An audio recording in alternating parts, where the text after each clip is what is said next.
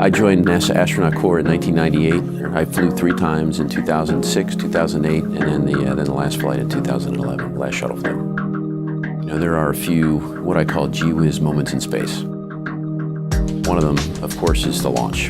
You never quite know how it's going to feel. I remembered as we watched the Earth out the window disappear below us, thinking, I can't believe I'm actually flying to space. You know, in a matter of just 8 minutes from the time you launch till the time the main engines stop, that's all it takes, and you're there. The sun sets and rises 16 times a day. The sun rose for the very first time about 20 minutes after my first launch. I looked out, and I mean, the Earth was screaming past us. But where I really got this overwhelming perspective was as we were getting ready to dock with the International Space Station. And you get to look up and look at this Leviathan the spacefaring nations of the world have built. It's just sort of like a moment out of science fiction. You want to take people vicariously on the trip with you. CST-100 is a spacecraft. It'll take any paying passenger up to the International Space Station or other low Earth orbit destinations and bring them safely back to Earth.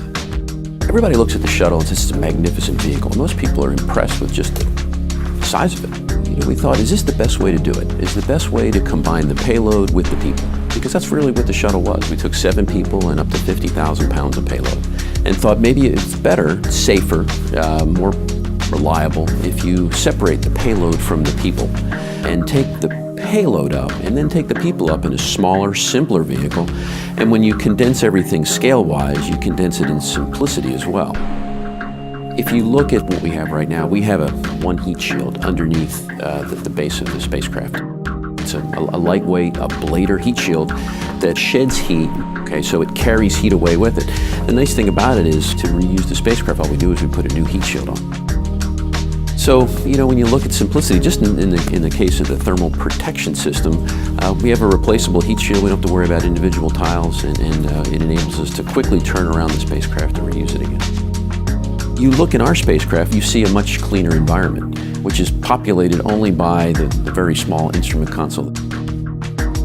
One of the big changes is modern display technology.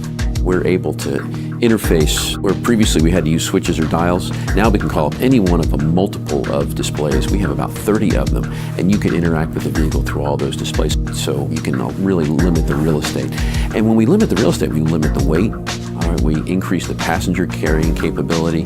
So you really want clean lines with not a lot of obtrusive instrumentation in boxes filling up the habitable volume on the inside.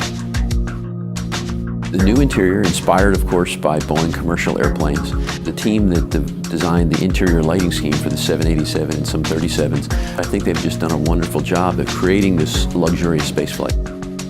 Our training flow will be fairly short. Learn how to fly the shuttle, it took 3 years. You know, we hope to have pilots and crews ready to fly within 9 months. They have to understand what's going on, but they don't have to physically engage the vehicle. The reason we can do it is this vehicle is designed to be autonomous. It's designed to operate largely itself. Boeing's been in this business for 50 years. We've been building spacecraft. But I think we have really pulled together a world-class spacecraft that has benefited from the ones that have come before it. This is going to open up opportunities for somebody to go sort of their own free will.